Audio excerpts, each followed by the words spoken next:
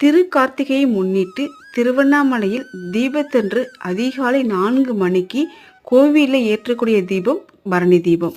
மாலை 6 மணிக்கு மலை உச்சியில் ஏற்றக்கூடிய தீபம் மகா கார்த்திகை தீபம். நம்ம வீட்டில் பரணி தீபம் ஏற்றுவதற்கான நேரம் நாள் பார்த்தீங்கன்னா கார்த்திகை தீபத்துக்கு முந்தைய நாள் மாலை 5:30 மணிக்கு மேல் நிலைவாசலில் 2 அகல் விளக்கில் தீபம் ஏற்றிட்டு பூஜை ரூம்ல 5 அகல் விளக்குல நெய் விட்டு தீபம் ஏற்றி வழிபாடு செய்யணும். அகலமான ஒரு தாம்பால் தட்டு எடுத்துக்கணும். புதுசா வாங்கின 5 அகல் விளக்குக்கு மஞ்சள் குங்குமம் வச்சு நெய் இல்லைன்னா நல்லெண்ணெய் விட்டு பஞ்சுத்திரி போட்டு எல்லா திசையும் நோக்கி வட்ட வடிவத்தில் ஈசனை நோக்கி இந்த விளக்கு வைக்கணும்.